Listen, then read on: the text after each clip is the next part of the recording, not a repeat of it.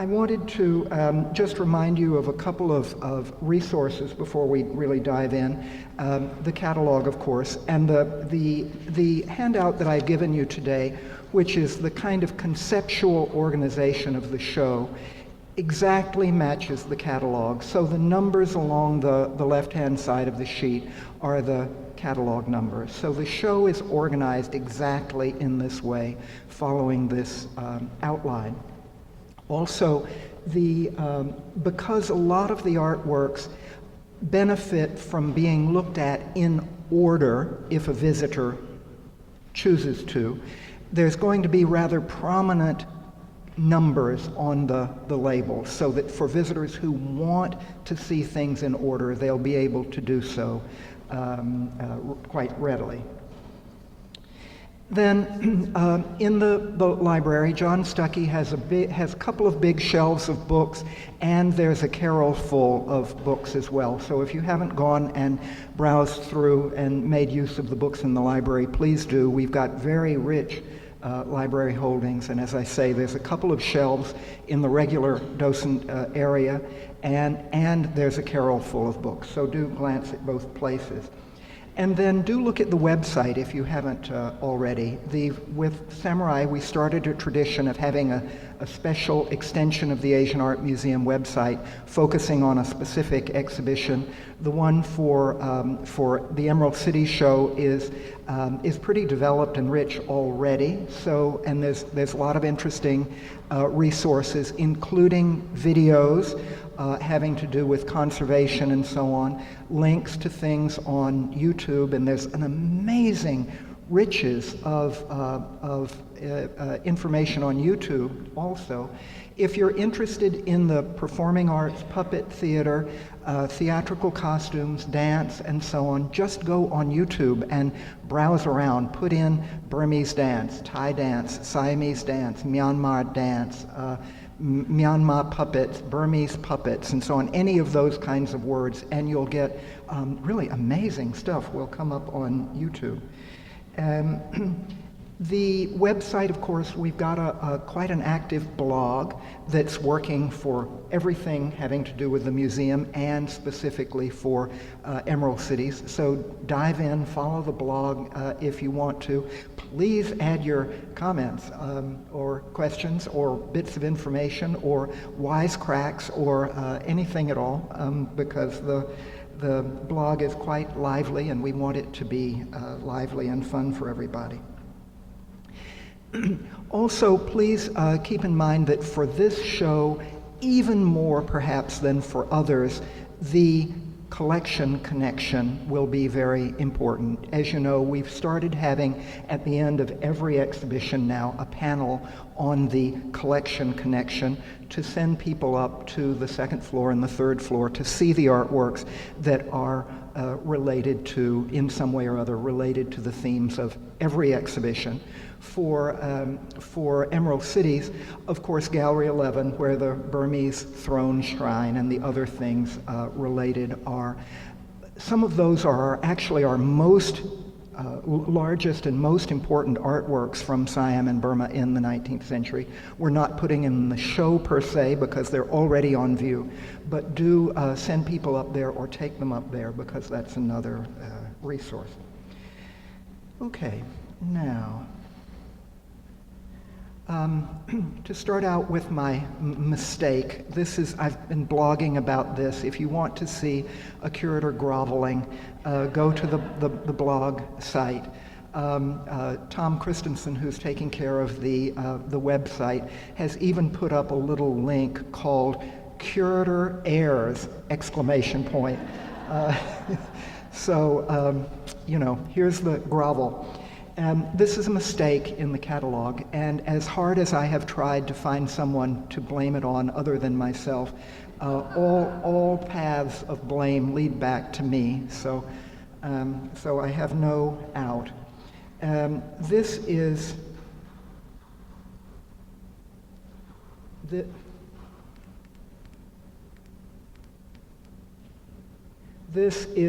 Wat Benchama Ba Pit in Bangkok, one of the important temples in Bangkok. Perhaps many of you have been here. It's also called the Marble Temple because it's covered with marble, and that's very unusual for Thai temples.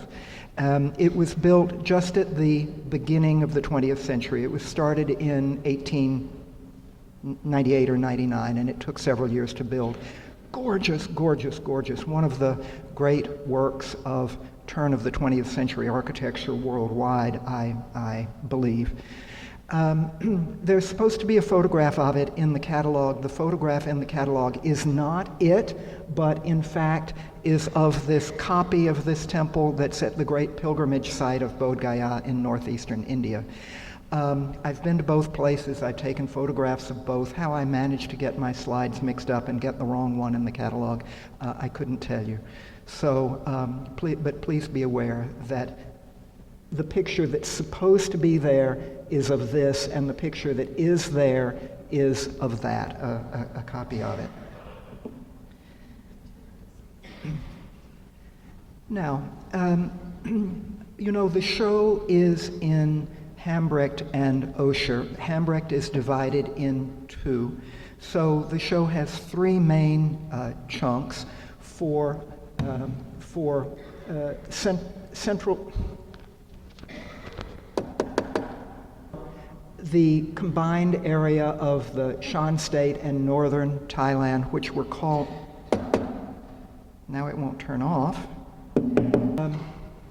Show has three chunks. For central Burma, which will be the first at the beginning of Hambrecht, for the combined area of eastern Burma, the Shan State of Burma, and northern Thailand, which will be the second part of Hambrecht, and then central Thailand, Siam proper, in Osher. I think we've talked about this before. The Shan and northern Thai area, the languages are related. The Shan people of eastern Burma don't speak Burmese. They speak a Thai-related language, and their culture, the culture of northern Thailand and the culture of eastern Burma are to some extent related. So we've made a separate area of that. We're calling that area, I can't tell you how many problems we've had with thinking about nomenclature for this show, because the public isn't going to know the word Shan. They may not know the word Siam. Thank you. What Shan is, they may not know what Siam is. People are of course confused about exactly what Burma is and what's the relation to this new name that the repressive government has given of Myanmar, and so on. Then there's the problem of Siam and Thailand. Siam is an old name for Thailand, but the borders of Siam were not always exactly the same as the borders of present-day Thailand. The northern area here was usually under Siamese suzerainty, but not always, and earlier in its history, it had been under Burmese suzerainty. So this is one of those problems like Alsace and Lorraine, or any place in Eastern Europe where the map has changed, certainly generation by generation, names have changed, puzzling for the public. So we're going to end up calling this the highlands of eastern Burma and northern Thailand to help people remember it and to make it a little bit, we hope, a little bit more accessible for people. And when you look at the topographic map, of course, this comes across very clearly that the core Burmese area is these lowlands. The darker the green, the lower the elevation on this map. The lighter green, and then this brick color is the uplands, the hills. And so obviously this area of northern Thailand and eastern Burma is in general much hillier, much higher in elevation than the lowlands of central Burma or the lowlands of central Thailand. And what that means is that the landscapes look rather different, and so people's life is to some extent different. This is central Thailand, and let me say, obviously, any of these areas has a great range of terrain, a great range of landscapes. So it's not that all of central Thailand is quite as flat as that, or that all of northern Thailand is quite as hilly as that, just talking in very, very general terms. But if this is the rice plains alluvial area of central Thailand, then northern Thailand looks kind of like this. Northern Burma also looks kind of like this, but when you get over to what was called Upper Burma in the old days, inland northern Burma proper, it's quite a bit drier than the other areas. Here's the statistics. So if you look at Mandalay, for instance, and if you added to Mandalay's annual rainfall, the entire annual rainfall of San Francisco, you still don't get as much rain as Bangkok. So Mandalay, Pagan, that area of Burma is considerably drier than central Thailand, and northern Thailand falls somewhere in between. This, of course, affects agriculture, it affects what people eat, it affects people's livelihood, therefore it affects culture and the arts. So in a way, the three divisions of the exhibition correspond with divisions of elevation, of rainfall, and of course of culture, most importantly for us. There's you remember the historic situation. The Burmese kingdom had encompassed all of this, but in the 1850s, this division right here happened, where the British conquered what was called Lower Burma, southern Burma, so that the Burmese kingdom is left landlocked and isolated from the sea. The central Thai kingdom, central Siamese kingdom, maintained its connection with the sea. The capital, of course, was moved from Ayutthaya to Bangkok. It was moved closer to the sea. So there was a movement towards trade, towards international contact. The Burmese capitals up here were much further inland, much further from international contact. And when the British conquered southern Burma, so-called Lower Burma, it meant that trade could only go upriver with the permission of the British. So the Burmese kingdom was somewhat isolated. Then this area in the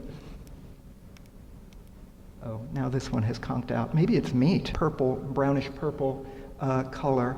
Oh, thank you. Area. This is part of the Shan area, eastern Burma. It was at least nominally controlled from Mandalay and the other earlier Burmese capitals.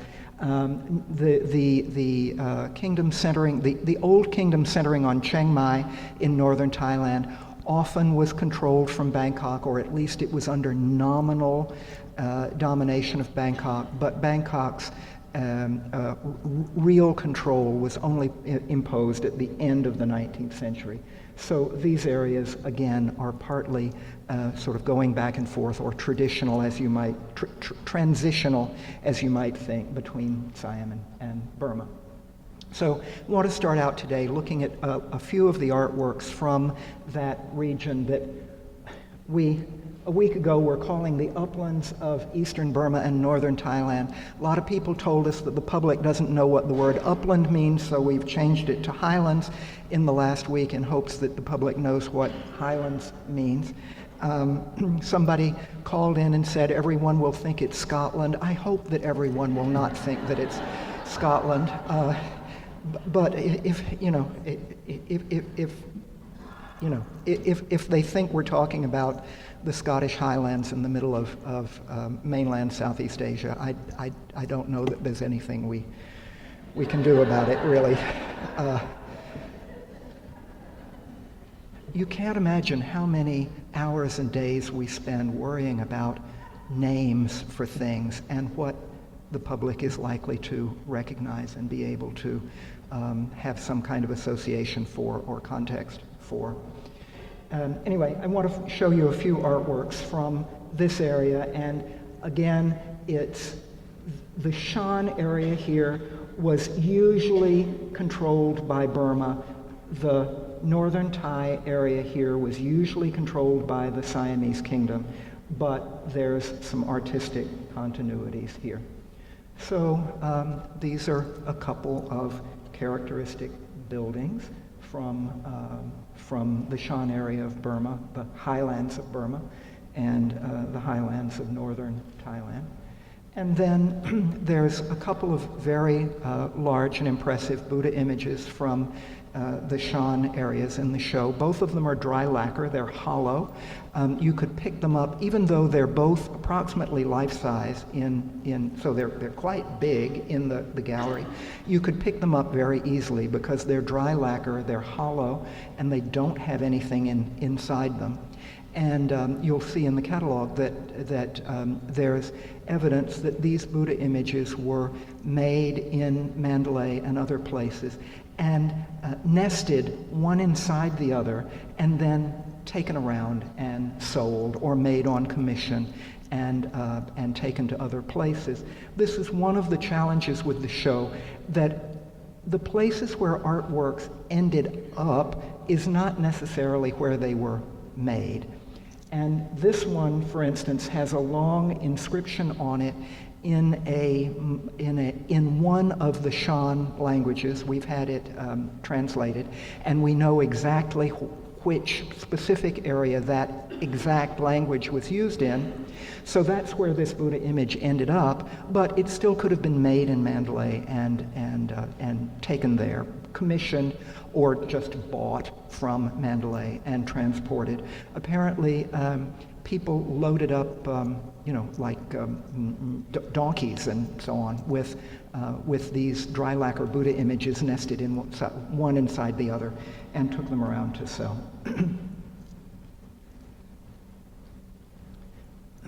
A shrine, a miniature building, very, very beautiful decoration. On stylistic grounds, it would be hard to say whether it was from central Thailand or northern Thailand, but our technical analysis in the lab suggests that the lacquer actually is from northern Thailand. Northern Thailand, even when it was not under the domination of Bangkok, still was interested in the culture of central Thailand, and often artworks were moving back and forth, and there would have been a tendency in northern Thailand, in some circles, to imitate artworks from the center.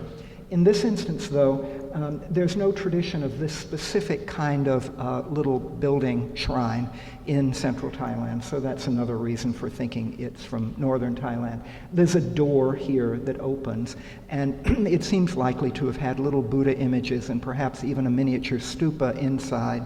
There is a bronze one from the 18th century that has an inscription on it that tells what was inside it, and it says it had inside it Buddha images and a miniature stupa. Then this shrine, which in real life is about as big as the projected image here, in other words, it's quite large, based on a very ancient northern Thai architectural type.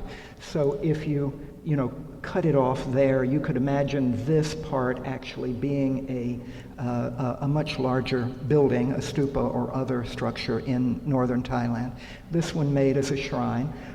Presumably, again, there's Buddha images put inside. It's got that stepped waist, like our throne shrine in Gallery 11. And again, that's a reference to the Mount Meru idea, that the mountains get higher and step inward, and then when you get to the top of the mountain system, then the heavens get wider and step outward. So that's a reference to the Mount Meru system. And then this wonderful manuscript chest, probably for manuscripts. It also could have been for for monks' robes or something, for storing something in the temple. It's the kind of luxurious object that would probably have been commissioned by a pious person or a pious family and donated to the monastery. And it's going to be shown in the middle of the room because all four sides are quite interesting. This side has on it the Buddha when he goes to the heaven of the 33 gods, Indra's heaven, to preach to his mother. Here's Indra listening to his preaching. Here's his mother listening to his preaching. Here's, can you tell what this is? Naga. It's a naga in human form, and the only way we know it's a naga is that its lower body has turned into serpent coils. And here's a Garuda. So the serpent and the Garuda represent all the creatures of the universe who have come to listen to the Buddha's preaching. The other side shows the scene that you will have been familiar with from the catalog of the, and you'll see it in the catalog. And let me say, I'm trying today specifically not to repeat a lot of stuff that's in the catalog, because the catalog will be here soon, and there's lots of details on all of these artworks, plus chronological charts and background essays and so on in the catalog. So I'm trying to do something a little bit different today. But if you're interested in the details of the iconography of the other sides of this, you can see it all in the catalog.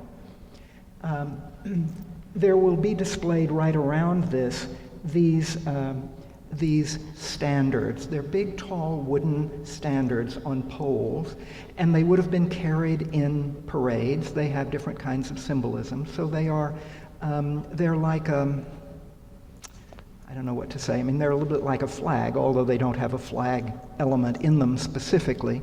They are symbolic standards that would be carried in parades, or that would be put in the ground around a ceremonial area. And you can see them here on either side of the enthroned Buddha image. That obviously is of this type, and this one is of that type. So we've put, there are 6 of these, we've put these 6 around this manuscript cabinet so that the point will be very clear. Then a howdah. People always seem to be interested in howdahs, elephant seats. This one is a beautiful one. It's probably not a royal one. It's not fancy enough to have been used by the highest aristocrats in the Chiang Mai area of northern Thailand, but it's still quite a nice one. Characteristic shape. There would be blankets and so on in here for fitting it over the elephant's back. And as we have done in a number of instances, we've made a cushion for it. There are three pieces of furniture in the show that needed cushions, and their old cushions either didn't survive or had been redone by Doris Duke and so on. So we have recreated the cushions. Then to turn to central Thailand, Bangkok, and the areas around for a couple of minutes. You recall the fall of Ayutthaya in 1767, defeated by the Burmese and sacked. There's the capital is moved across the river from Bangkok. There's a king who establishes a new dynasty. He rules for a period of time, and then he is overthrown by Rama I, who moves the capital across the river to the Bangkok that we're familiar with. This is a portrait of Rama I that was painted 100 years later. There are no, until the middle of the 19th century, until about 1850, there's never been a portrait of any kind of any Siamese monarch. So when Rama IV in the 1850s had himself photographed, Pat Jaraprawat gave a lecture about this a few years ago, perhaps you remember, when he had himself photographed, when he had sculptures made of himself, and then when his son, Rama V, King Chulalongkorn, had a grand bronze equestrian statue of himself made. This was absolutely unprecedented. There had never been any representation representation of the king, direct representation of the kings of Siam before. In fact, ordinary people weren't even supposed to look at the king. And when the king went past, we were all supposed to be down on the ground with our heads downward. You're not even supposed to look up, because the king is so powerful, so holy, so august, that we're not even supposed to glance up and look at him. So what a transformation in the 1850s, long after this, when the king starts having himself photographed and sending photographs of himself around. This man, Rama I, as you know, had, before he became king, had gone on military campaign in Laos, had made a great victory for Siam against Laos, and in the course of that victory, the great Emerald Buddha, this most famous, most powerful, most storied Buddha image, was stolen from the point of view of the Lao people, or recovered from the point of view of the people in Bangkok, and brought to Bangkok, or actually, to use the Thai term, it was invited to Bangkok. You don't bring a Buddha image. A Buddha image moves of its own volition. You may assist it in moving, but you don't tell it what to do. It does what it pleases. So this Buddha image was invited to Bangkok, and it apparently agreed to come to Bangkok because it ended up in Bangkok. So it must have been of a mind to come to Bangkok. And it was enshrined in the main royal temple next to the palace, and ever after it has been the Palladium, the main symbolic power center of the kingdom.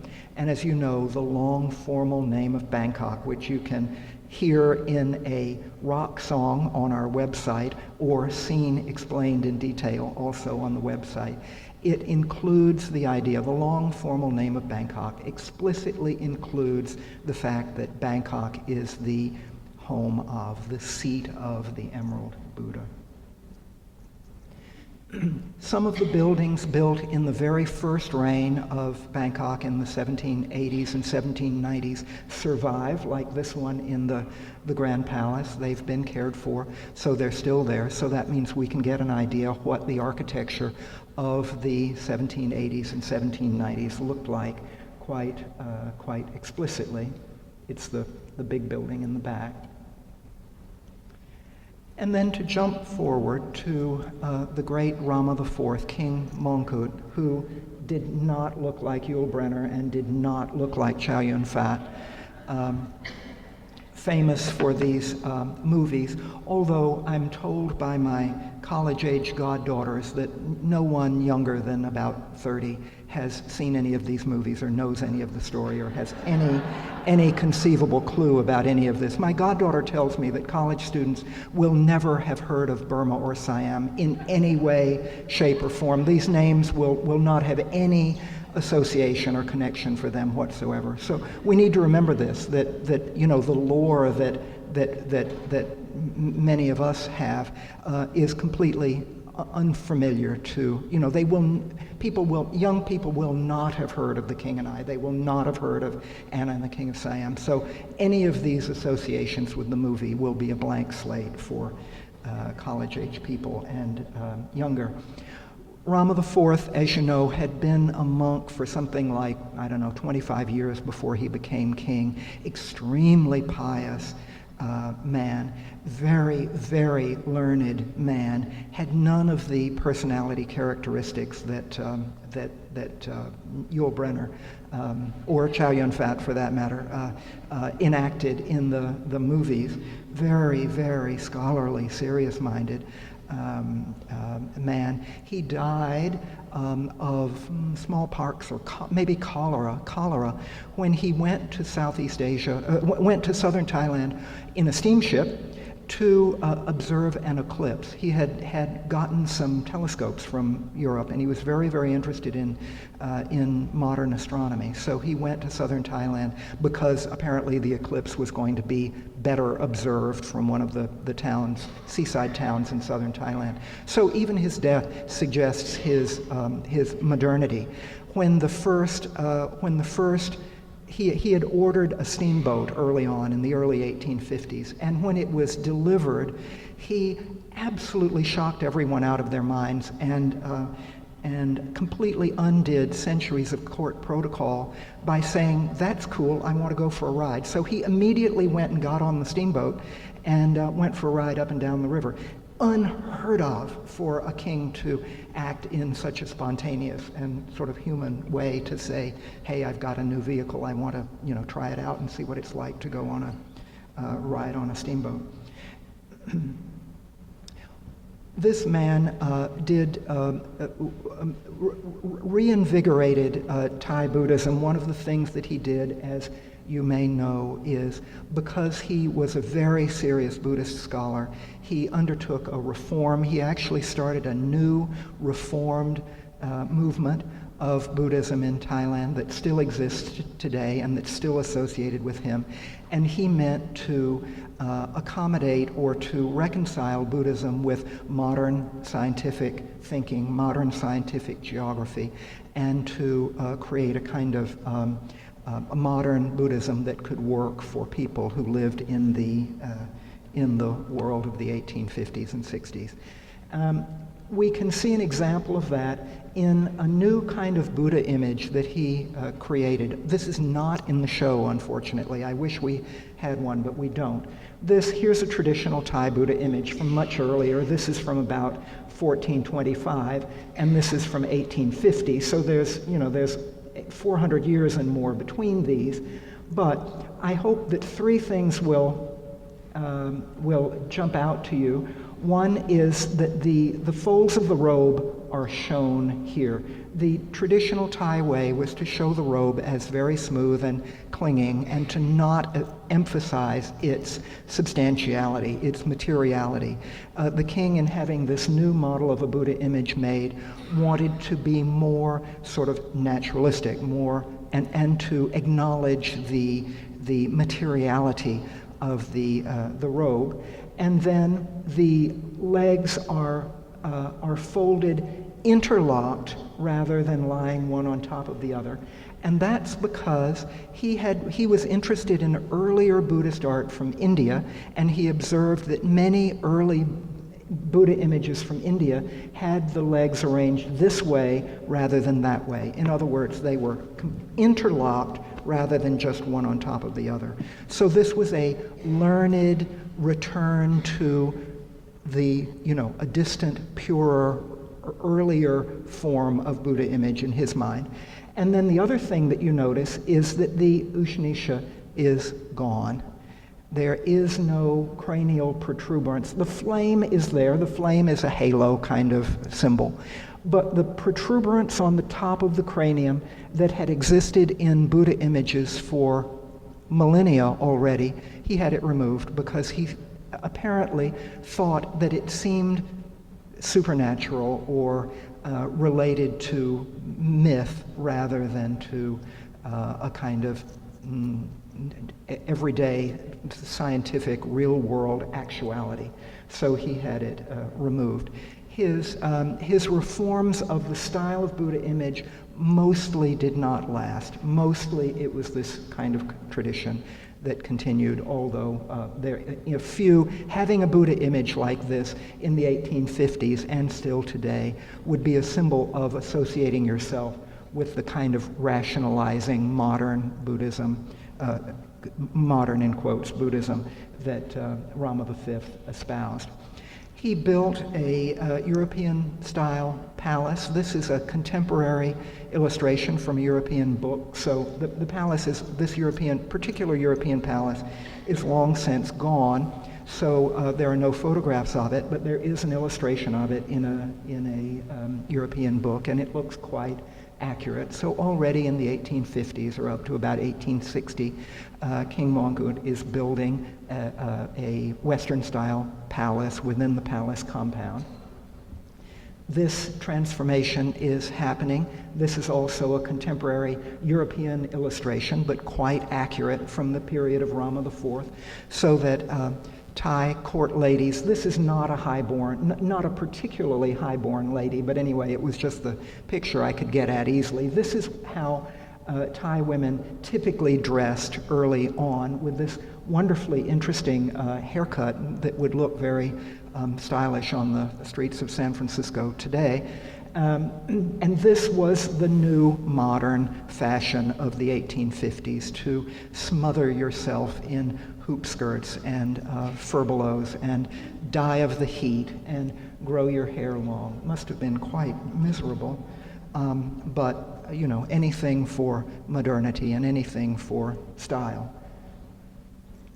Then his son, Rama V, one of the most revered kings. As you know, these days, almost any time you go to a Thai restaurant, you see a picture of the present king and queen, and you see a picture of Rama V in restaurants. In fact, something of a cult has grown up around him, and there have been scholarly essays on the almost religious-like cult of Rama V that has grown up. And here are his two aspects. Here he is in completely traditional Siamese kingly attire, in state on his throne. Here he is in his Western sort of king, you know, military uniform, sort of king outfit. He went to India, he traveled around Southeast Asia, he went to Europe several times, he sent members of his family to Europe, he hobnobbed with the Romanovs quite a bit, so here's Rama V and Nicholas II. And Romanov princes came to Bangkok and visited, so they were very, very chummy. Maybe you remember from Pat's lecture a couple of years ago that Rama V ordered lots of things from, what do you call it, the great Russian Fabergé. He ordered, you know, lots of cigarette cases and little doodads with his royal monogram and Siamese designs on them from Fabergé, and there are quite a lot around still. And then, to remind you of the architecture of his reign, the main throne hall of the palace these days, European style up to its roof, and then suddenly it bursts out into very exuberant Thai style at the roof. Apparently, when it was being designed and built, it was intended to have had a European style roof. This became controversial, and so the decision was made midway to change and put a Thai roof on it. People have traditionally hated it because it was such a mishmash and such a hybrid. I actually kind of like it myself, and I think that we've gotten more interested in and more sort of intrigued by hybrids and less worried about a kind of theoretical purity, and these days have a greater readiness to look at a building like this and say, well, you know, maybe not so bad on its terms. Here's the interior. So with the wedding cake style tiered parasols over the throne that are a very traditional Siamese royal symbol, and then very exuberant late Victorian style decoration every place else. Paintings of the earlier monarchs that were commissioned by painters in Europe and painters in Thailand to be made. And then perhaps some of you have been to the wonderful place called Bang Pa In, which is an hour north of Bangkok, built by Rama V. And there are Chinese-style buildings, European-style buildings, Thai-style buildings, European statues, all put together as a kind of fantastic pleasure palace. It's kind of a folly, just in the sense that a European aristocrat in their garden might have an ancient Greek temple ruin and a Chinese pavilion and a whatever in your garden, in your pleasure palace. you like having buildings in different styles. This is very, very common in 18th and 19th century thinking. And then the great Victorian Gothic Revival Buddhist temple that Rama V built with the Buddha image here, and other than the Buddha image, could be an Anglican church in some town in England, Victorian period Anglican church, stained glass and all. So it's a period of great eclecticism, great openness, great mixture, great readiness, and of course those impulses were not particular to Siam. I mean, think of the period from 1850 to up until World War I, almost every place in the world. It's a period of great eclecticism in the arts and in architecture. Think of the Masonic auditoriums and theaters that were built in ancient Egyptian style in the United States, and ancient Aztec style, and ancient Inca style, and quite the thing in those decades to be interested in wonderfully mixed versions of world architecture. Now, I want to talk for a moment about looking at Thai painting, looking at Siamese painting, because the show, I think that our show will include the most Thai paintings that have ever been displayed in one place together anywhere in the world ever, any place, ever. And Thai painting is not something that many people have seen very much of, and certainly our public will not be very used to it. One of the points that I want to emphasize really strongly, and that I hope that you will emphasize in your tours, is that in the period that's covered by this exhibition, from about the 1780s up until World War I, with a few things trailing off later, but essentially the 19th century, there's all kinds of change going on. And this may be the single most important point to get across to the public, that there is no such thing, and certainly in Burma and Siam in the 19th century, there's absolutely no such thing as a kind of static, unchanging, traditional society. No way. These two paintings are of exactly the same subject, exactly the same subject. The one on your left must have been painted in maybe 1810. The one on your right must have been painted in maybe 1870. So they're 50 or 60 or 70 years apart. We don't know exactly. But look at the transformation. Exactly the same subject. This is Indra. This is the heavenly woman who will come to earth and become the mother of Prince Vasantra, the Buddha to be in his next to the last birth. She's shown twice. On this painting, they're shown up here. One or the other of these is Indra, and some of them are other celestials, and this woman is shown up there too. This in what would have been an older style, characteristic of its period, rather flat, no emphasis, no interest in three-dimensionality, in an illusory landscape. That was not the point. Great interest in intricate and highly sophisticated and worked out linear effects, very great interest in color effects, no concern about showing the same person twice within the same frame. Continuous narration, that's the art historical word for this, where you can see several moments, several episodes, several instances of a story within the same picture, with no worries about showing the same figure twice, because we understand it to be two different moments. So the painting does not have to be a snapshot of a specific instant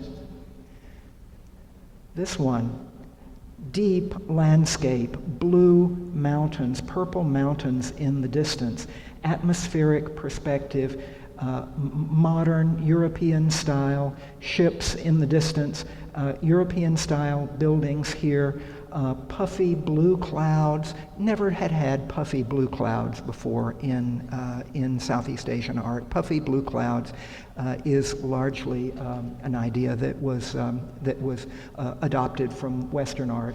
And the puffy blue clouds part to reveal the upper part of, I guess it's Mount Meru, the upper part of Mount Meru where this episode is taking place. And so there's even an attempt to rationalize it in a certain sense of, where is this happening in relation to the world that we live on? Well, we live down here. Mount Meru is in the distance and way up high someplace, but how do we know about this? Well, the clouds part and reveal this, and so we see it. I'm not in the slightest making any value judgment between these, not in the slightest. I think they're both actually really wonderful. It's just how different, how much change has taken place between approximately 1810, 1820, and approximately 1870. This one is not in the show because it was in our previous Kingdom of Siam show, but I brought it today because it's dated 1791. This is approximately 1860. Exactly the same narrative as you can see. This is Pratmalai, the monk, who eventually will visit hell to have a look at the hell sufferers and hear their pleas, and then go up to the heavens to deliver the pleas of the hell sufferers. This is a poor village man who is presenting to Pratmalai some lotuses to ask him to take them to the heavens and offer them as an offering so that he will be reborn in a better life in the future. So exactly the same scene, but here, no interest in deep space, no particular interest in the landscape. The trees are made into wonderfully elaborate linear patterns on their own. The hills and nooks of rock, or whatever this is, also turned into wonderful patterns. Here we've got, purple mountains again, and trees shown in a much more naturalistic way. So enormous change, enormous transformation between 1791 and 70 years later. Now, the standard formats of Thai painting, these are very large. In real life, they would be 30%, again, larger than they are here. So they can easily be 2.5 meters from top to bottom. And these are very rare because they did not survive very well in the Thai climate and so on. But we have quite a number of them in the show. Often they're divided up into different zones. So here we have the Buddha visiting his mother in Tavatimsa heaven, and down here are the last 10 jatakas, the last 10 stories of the previous lives of the Buddha. Here a Buddha standing very formally, and 5 of the last 10 jatakas. Here's the Buddha again preaching to his mother. Oh my gosh, this I've made another mistake. Everybody notice it here? This picture is backwards. It's not from the catalog, though. I must have flipped it accidentally. It's backwards, and we can tell because the Buddha can only have his proper right shoulder bare, not his proper left shoulder. So this picture is backwards. Sorry. Showing the Buddha preaching to his mother in Tavatimsa heaven, and then descending by the threefold rainbow-like bridge to come back down to earth. And some of these paintings, not this particular one, I'm using it only as an example, some of them, and in fact one in the show, and we should emphasize this, are painted not on plain cloth, but painted on cloth like this. This is a skirt length made in India for the Thai market. It's a Thai pattern. These pattern books were sent to India for manufacture. So some of these paintings are painted on top of what would have been very valuable imported Indian cloth made for the Thai market. Very, very interesting. And this is really just a discovery of the last 5 years. The world didn't much know this until very recently, that a lot of these paintings are painted on top of these very valuable, what would have been very expensive imported cloth. Then there's this format. These in real life are a little smaller than their projections here.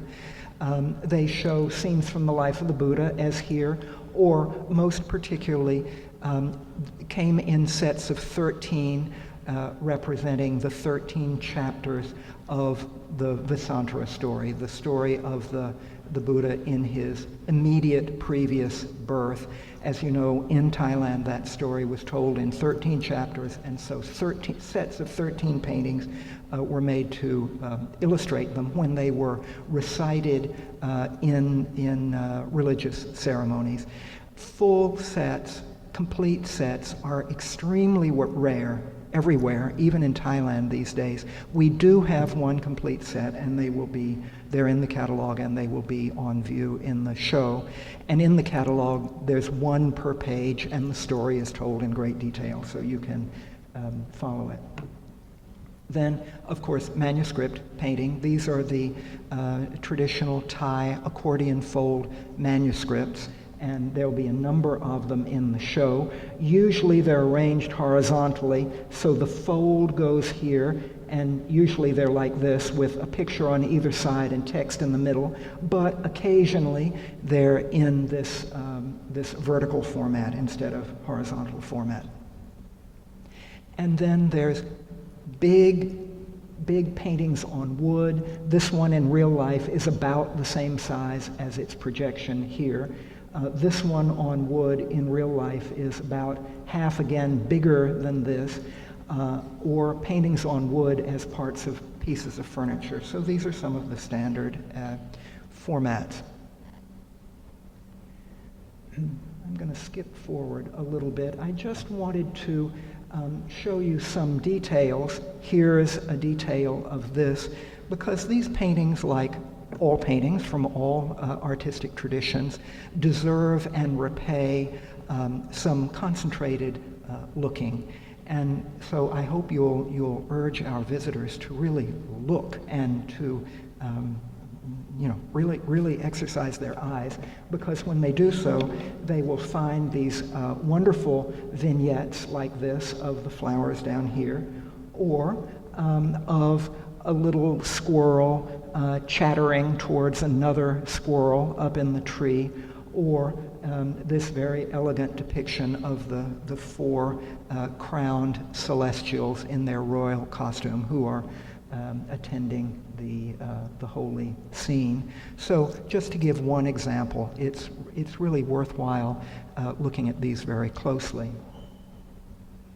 I'm going to skip forward again. Oh, no, maybe I'd better not. Okay, so here's another one. This is the next to the last chapter of the Vessantara story. And again, all of this is detailed in the catalog. Here's Prince Vessantara and his wife as in their hermitage. As you know, they're in exile in the forest. The story has worked itself through. Their son, from whom they had been parted, has come back with his grandfather. His grandfather is understood to be here off the scene, and there's about to be a reunion. And I just wanted to point out that if you look at the depiction of Vessantara, he has this specific kind of headdress. It's basically a royal crown, but it has this unusual top on it that's like the top on this. That's a hermit's headdress.